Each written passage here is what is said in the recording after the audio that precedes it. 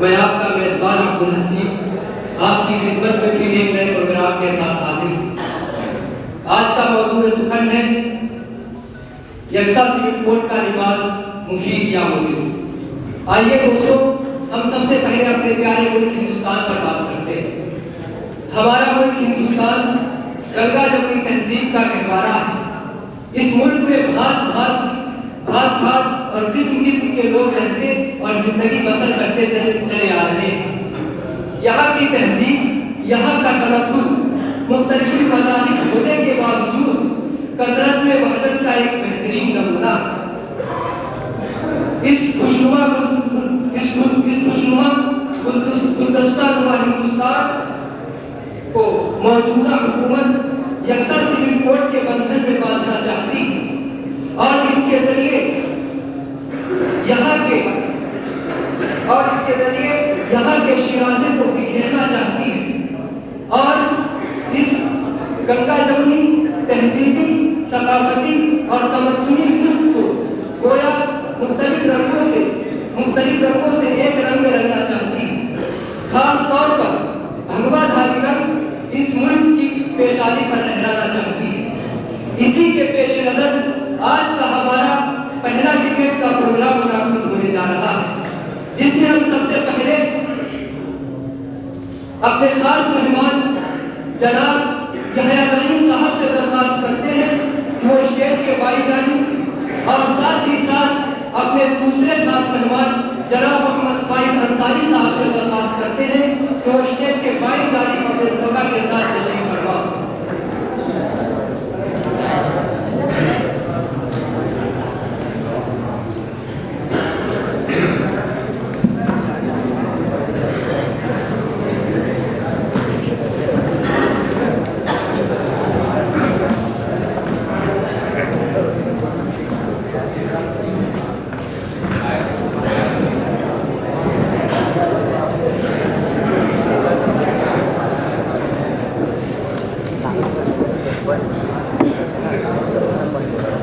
سب سے پہلے ہم اپنے مہمان جناب یحییٰ نعیم صاحب اور جناب محمد فائز انصاری صاحب اور ان کے رفقا کا اپنے اس پروگرام میں خیر مقدم کرتے ہیں۔ اب بغیر کسی تمہید کے جناب یحییٰ نعیم صاحب سے درخواست کریں گے کہ وہ 2 منٹ میں یکساں سول کوڈ کے نفاذ پر اپنا موقف ظاہر کریں۔ السلام علیکم ورحمۃ اللہ۔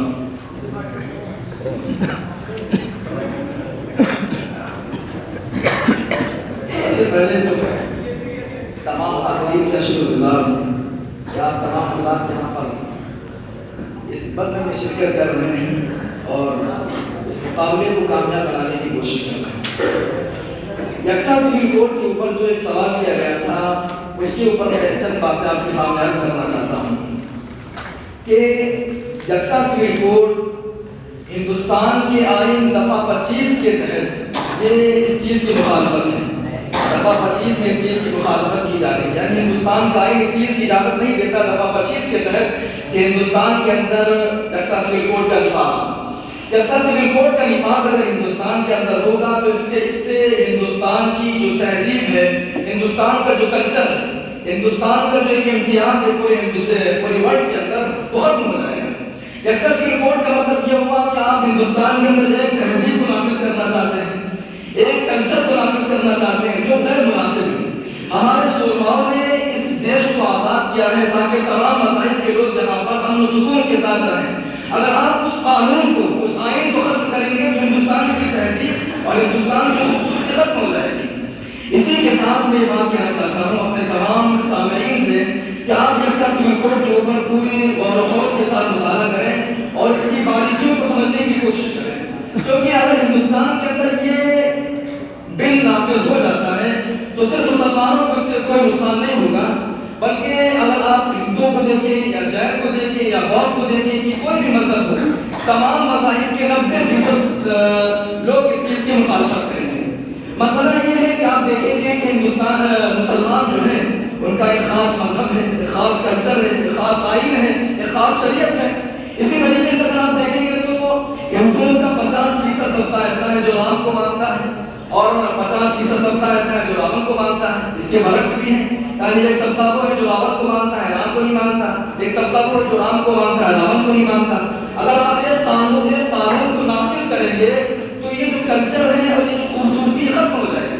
اسی وجہ سے میں ہندوستان کی عوام سے اس بات کی اپیل کرتا ہوں کہ اس کے اوپر باقاعدہ غور و خوض کے ساتھ مطالعہ کریں، اس کے بعد اس چیز کو نافذ ہونے سے روکیں.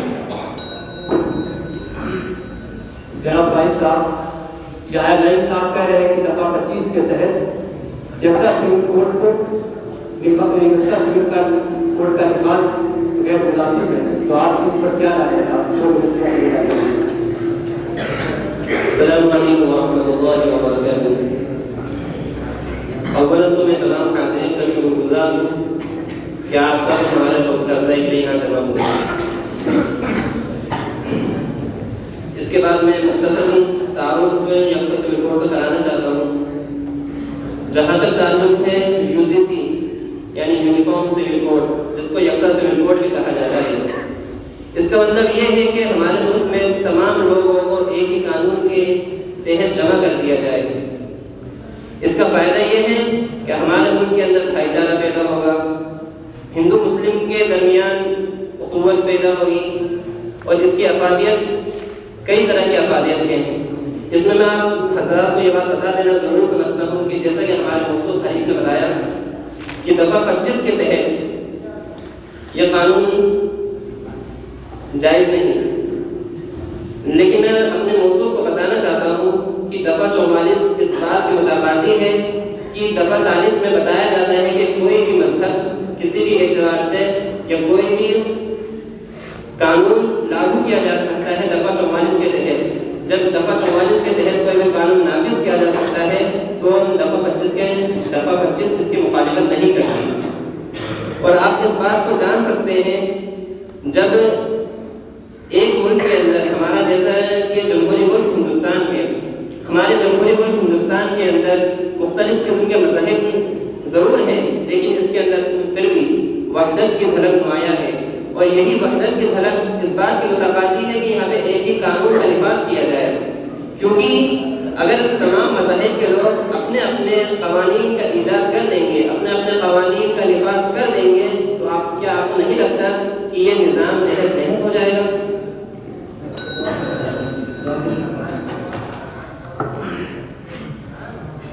جناب یحییٰ صاحب، آپ کہہ رہے تھے کہ دفعہ 25 کے تحت اس کا نفاذ مناسب نہیں ہے، اور جناب فائز انصاری صاحب کہہ رہے ہیں کہ دفعہ 44 کے تحت یہ جائز ہے.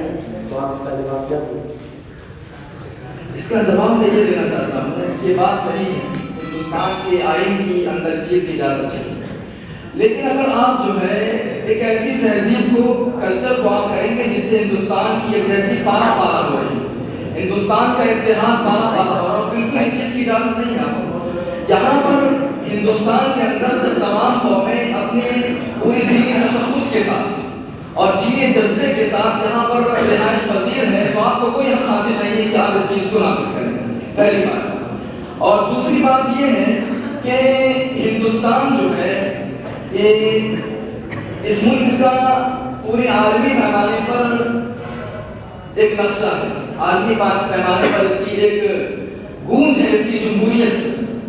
تو جمہوری ملک ہے ہندوستان، تو جمہوریت کا مطلب یہ نہیں ہوتا ہے کہ مذاہب کے جو قوانین ہیں اس کو کھرچ کر مٹا دیا جائے. جمہوریت کا مطلب یہ ہوتا ہے کہ تمام مذاہب کے لوگوں کو اپنے مذہب پر عمل کرنے کی اجازت دی جائے. اگر آپ یہاں پر یکساں سول کوڈ کو نافذ کرنے کی کوشش کریں گے تو تمام لوگوں کے حقوق ختم ہو جائیں گے، تمام لوگوں کے حقوق ختم ہو جائیں گے، ان کو جو ہندوستان کے آئین نے جو اجازت دی ہے وہ اجازت ختم ہو جائے گی. اس وجہ سے میں کہتا ہوں کہ یہ بالکل مناسب نہیں. جناب فائز صاحب، یحییٰ صاحب کہہ رہے ہیں کہ اگر اس قانون کو لاگو کیا جائے گا تو تمام لوگوں کے حقوق جو ہے وہ ختم ہو جائیں گے، تو آپ اس کو کس نظریے سے دیکھتے ہیں؟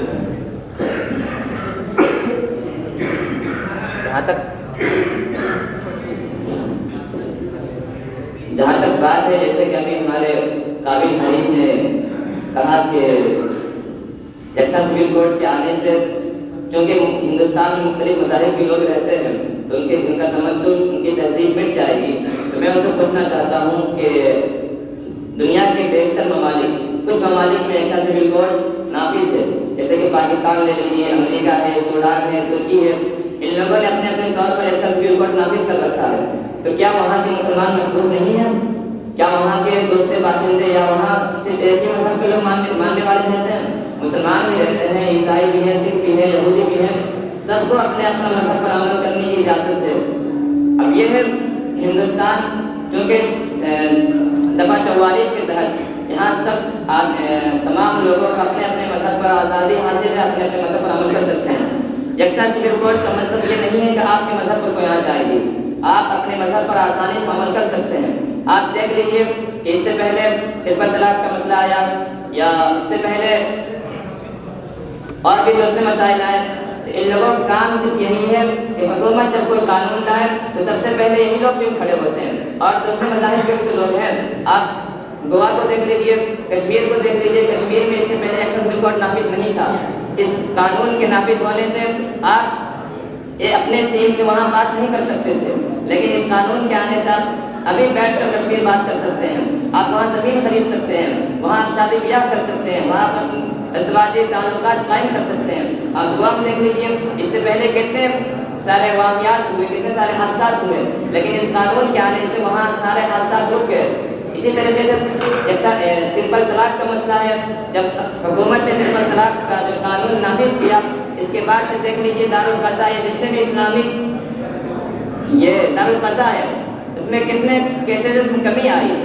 لوگ یا جو عورتیں ان سے آپ پوچھ لیے ان کو کتنا سکون ملا، یا مرد جو ان کو کچھ بھی ہوتا تھا اس کا 3 طلاق طلاق طلاق ایک ورڈ ہے، اس کو استعمال کر کے ان کو اپنی زندگی سے علیحدہ کر دیتے تھے، لیکن اس قانون کے آنے سے اس میں کمی آئی اور عورتوں کو تحفظ ملا، اور اس طریقے سے ایک جو عورتوں پر ظلم ہو رہا تھا اس کو اس قانون کے نافذ ہونے سے روکا گیا۔ جناب یحییٰ صاحب، ارغب صاحب کہہ رہے ہیں کہ اور بھی ممالک میں نافذ ہوا ہے، وہاں تو کسی بھی مسلمان کو تکلیف نہیں ہے، اور وہ یہ بھی کہہ رہے ہیں کہ حکومت کوئی بھی قانون لے کے آتی ہے آپ اس کے خلاف کھڑے ہو جاتے ہیں، تو آپ کیا جواب اس کا جواب میں دینا چاہتا ہوں کہ ہندوستان جو ہے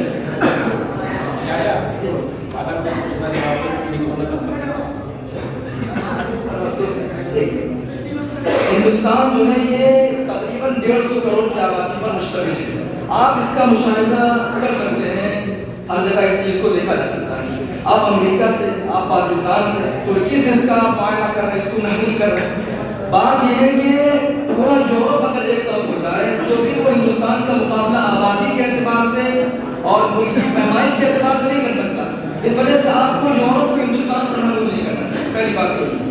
دوسری بات یہ ہو گئی کہ آپ پاکستان کے اندر کہہ رہے ہیں کہ وہاں پر ایسا سول کوڈ نافذ ہے، تو وہاں پر دوسرے مذاہب کے لوگوں کو پوری طور پر چھوٹ ہے کہ وہ اپنے پورے مذاہب پر عمل کریں، اپنی شریعت، اپنے قوانین پر عمل کریں۔ یہی تو میں بتانا آپ سے چاہ رہا ہوں کہ اگر آپ یہاں پر ایکسس سول کوڈ کا نفاذ کریں گے تو یہاں پر جو دیگر مذاہب کے لوگ ہیں، خاص طور سے مسلمان ہیں، اور جو ایک حساس طور پہ اپنے مذاہب پر عمل کرتے ہیں، ان کے جذبات کی رفیع۔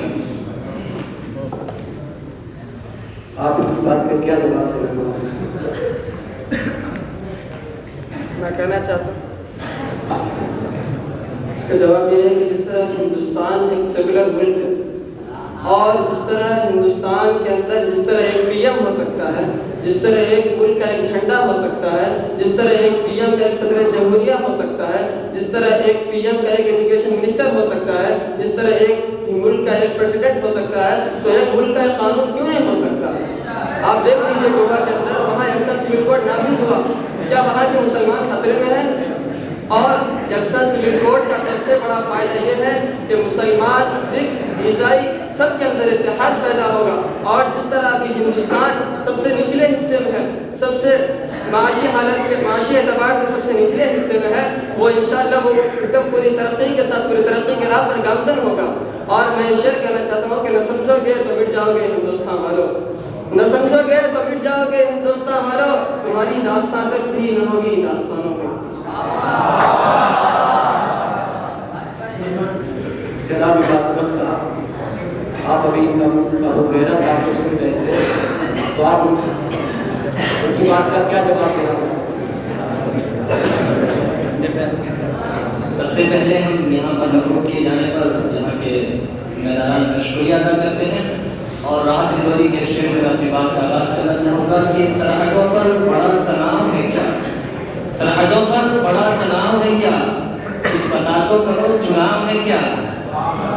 मैं अभी अपने साथी की बात का जवाब देना चाहूँगा कि आप लोगों का ये हमेशा का मशाला रहा है कि जब भी किसी भी रियासत में आपको ज़रा सी अक्सरियत हासिल हो जाती है, बढ़ोतरी हासिल हो जाती है, तो आप एक नया शगुफा छोड़ देते हैं जिससे आप हिंदुस्तान के अवाम के ज़हन को असल मुद्दे से हटा सकें। लिहाजा उसी की तरह आपका यकसा सिविल कोड भी है और ये कोई नई बात नहीं है। ये आपको मैं बता देना चाहता हूँ कि ये हिंदुस्तान एक कदीम मुल्क है। यहाँ पर अंग्रेज़ों ने हुकूमत की और उन्होंने इस बात को माना कि इस मुल्क में यकसा सिविल कोड की चंदा ज़रूरत नहीं है और उन्होंने इस बात का ऐलान कर दिया था कि मुल्क में बसने वालों के आईनी और मजहबी उमूर में मुदाखलत नहीं की जाएगी। उससे पहले हिंदू अहद और मुग़लिया अहद हुकूमत में उन्होंने इस बात को बावर कराया कि हमें यहाँ पर यकसा सिविल कोड के नाफिज करने की ज़रूरत नहीं है। और जहाँ तक बात है आपके सवाल का कि आपने कुछ रियासतों और मुल्कों का हवाला दिया, तो वहाँ पर रहने वाले बासी जो है वो मजहब के एतबार से मजहब के कहीं इतने हसास नहीं है जितने के हिंदुस्तान में है। चाहे वो अमेरिका की बात हो या दीगर ममालिक की, वो वहाँ पर मजहब के कहीं हसास नहीं बल्कि एक आज़ादाना ज़िंदगी गुजारते हैं। उनको मजहब से कोई मतलब नहीं होता है। और अगर आप यहाँ पर हुक्मरानी की बात कहना चाह रहे हैं तो हमारा भी तो यही कहना है कि आप इन चीज़ों के ऊपर क्यों पड़े हैं, आप इस पर क्यों नहीं ध्यान देते कि आज मुल्क भुखमरी के एतबार से पाकिस्तान और बांग्लादेश से नीचे चला गया है। नौकरी जर्रा बराबर नहीं है, मेडिकल खस्ता हालत में है और आप हैं कि यकसा सिविल कोड पर लगे हुए हैं, एक मुश्तरका तहजीब के पीछे पड़े हैं जिससे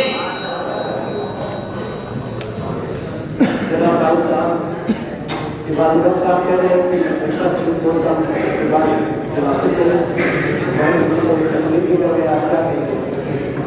हमारे साथी कुछ जहाँ तक बात है कि अभी ये कह रहे थे कि हिंदुस्तान दुनिया के नक्शे पर कंट्री अपनी अलग पहचान रखती है, अलग पहचान है हिंदुस्तान का। और जैसे कि अभी हमारे काबिल हरीफ साहब कह रहे थे कि इस मुल्क में भुखमरी तेज़ी से फैल रही है और नौकरियां नहीं मिल रही है, नौजवान बेरोजगार है। तो हमारा भी तो कहना यही है कि इस कानून के नाफिज होने से जो सरकारी जगह या दूसरे आपस में जो भेदभाव है वो खत्म होगा इस कानून के नाफिज होने से। और जहाँ तक बात है भुखमरी का या नौकरी का जो सवाल है, तो इस कानून के नाफिज होने से आपस में इत्तेहाद इत्तेफाक पैदा होगा, तो सब मिलकर हिंदू मुस्लिम सिख ईसाई सब मिलकर इस मुल्क को आगे बढ़ाएंगे। अभी तक सिर्फ सुनने में आता है कि सारे जहाँ से अच्छा हिंदुस्तान हमारा, हम बुलबुलें हैं इसलिए गुलसितान हमारा, लेकिन जो ज़मीनी सतह पर आप इसको देखेंगे तो ऐसा कुछ नहीं है, बस हवाई बातें हैं। इस कानून के नाफिज होने से हमें एक दूसरे को पहचानने का मौका मिलेगा और सरकारी कामों में एक दूसरे को ताउन करने का मौका मिलेगा, जिससे ये मुल्क हमारा आगे बढ़ेगा। जहाँ तक बात है इस कानून का, तो ये कानून, इस कानून का मतलब ये है कि ये कानून किसी मजहब और किसी खास कल्चर की तर्जुमानी नहीं करेगा ये कानून, बल्कि इसमें सभी लोगों को अपने अपने मजहब पर बआसानी अमल करने का एक मौका मिलेगा। और यकसा सिविल कोड के नाफिज होने से ये फ़ायदा होगा कि जो सियासतदान वो वोट बैंक के तौर पर लोगों को इस्तेमाल करते हैं, इस पर कलगन लगेगा और सियासत पर भी इसका गहरा असर पड़ेगा। इसलिए मैं कहता हूँ और हुकूमत से मुतालबा करता हूँ कि इस कानून को नाफिज करें, जिससे हमारा मुल्क, चूँकि हमारे आबा व अजदाद ने इस मुल्क को आज़ाद कराने के लिए कुर्बानियाँ दी थी ताकि ये मुल्क तरक्की करे और दुनिया के नक्शे पर एक अलग पहचान रखे।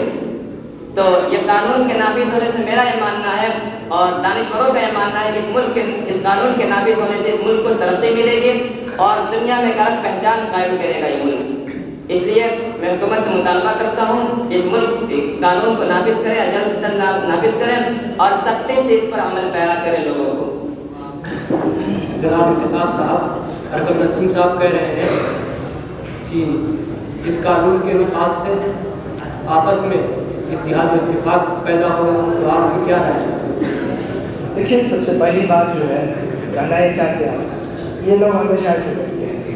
2016 में लोग 3 तलाक का मसला लाए, 3 तलाक का मसला लाए, कुछ दिन तक इनका चला 3 तलाक का मसला। 2019 आया, लेकिन 3 तलाक का मसला खामोश है, ये CA NRC लिया है। अब ये कहते हैं एक्सेसिव कोर्ट। आप बताइए कि हम किन किन बातों पे अमल करें?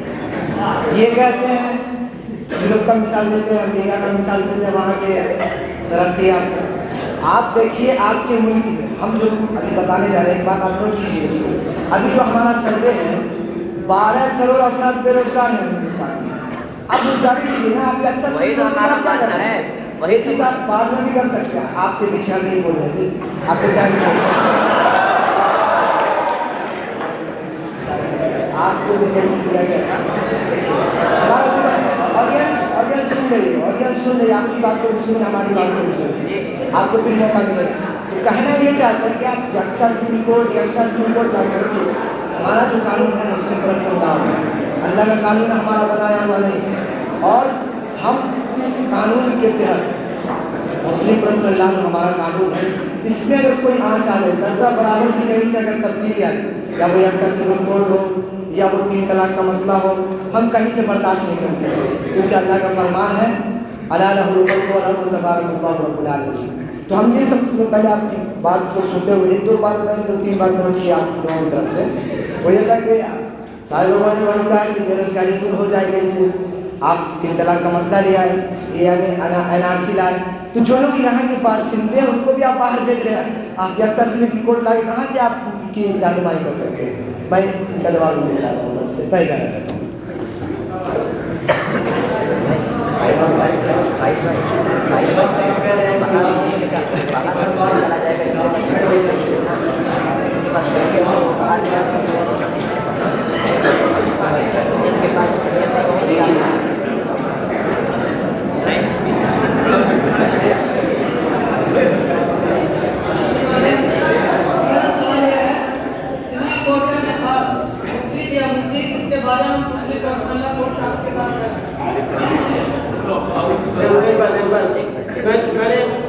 मैंने एक सवाल किया था कि यक्सा सिविल कोड जो है अभी गोवा के अंदर नाफिज हो गया, तो क्या वहाँ के मुसलमान खतरे में हैं? बताइए।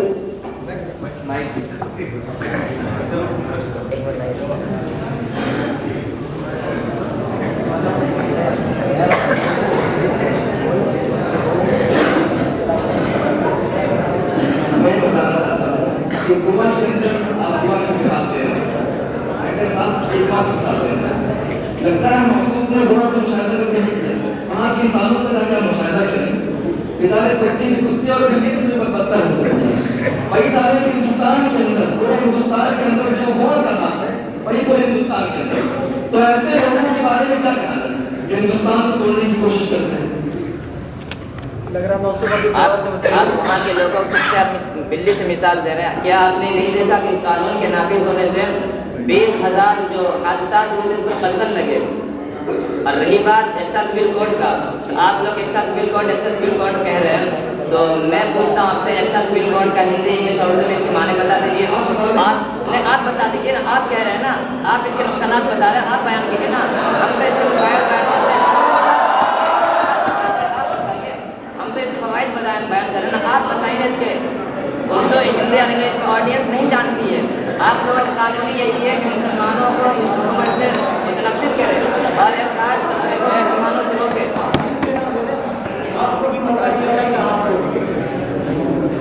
सवाल एकदम दुरुस्त है। ये डिबेट शुरू होने से पहले ये सवाल होना चाहिए था हमारे मरीज की तरफ से।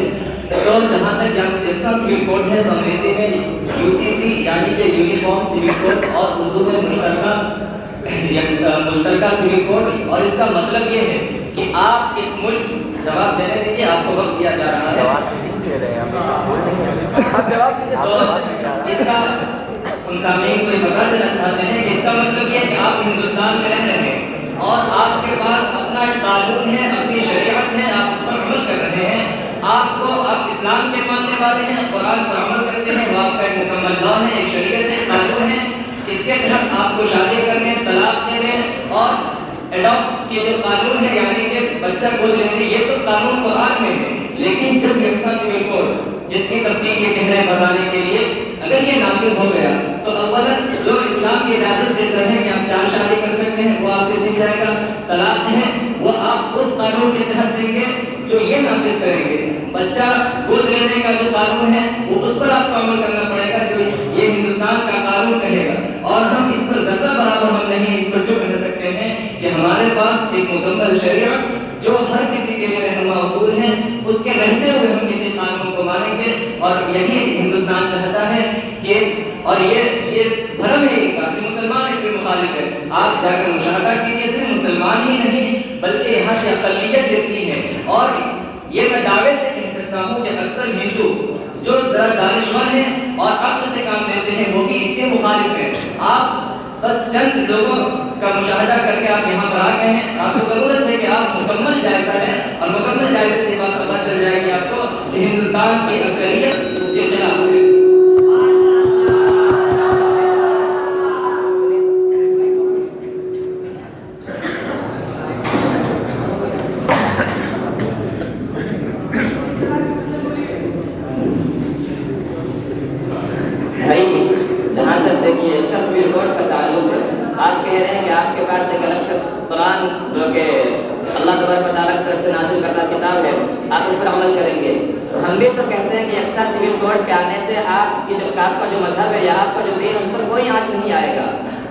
رہی بات کہ آپ کہہ رہے ہیں کہ کچھ ٹولیوں کا مشاہدہ کر کے آپ یہاں بیٹھ گئے تو آپ کو مثال دیجیے کہ اگر اس کا کوئی تنظیم اس کی مخالفت کر رہی ہو. اگر آپ کہہ رہے ہیں کہ مسلم پرسنل لا بورڈ تو مسلم پرسنل لا بورڈ کا کام ہی یہی ہے کہ وہ کوئی بھی قانون آئے حکومت کی طرف سے لیٹر پیڈ جاری کر دیتی ہے اور بیٹھ جاتی ہے اپنے گدوں پر اور سو جاتی ہے آرام سے. زمینی سطح پر کیا کام ان کا بتائیے؟ 10-15 کوئی کام کی نہیں ہے. اور رہی بات یکساں سول کوڈ تو ہندوستان میں اکثریت ہندی جاننے والی عوام ہے. آپ ہندی میں اس کا معنی بتائیے نا. آپ تو اردو میں یا انگلش میں بتا دیے. ہماری عوام جاہل ہے اور زیادہ تر ہمارے عوام جو جاہل ہے ہندی میں بتائیے. ہندی میں کیا کہتے ہیں اس کے معنی بتائیے آپ.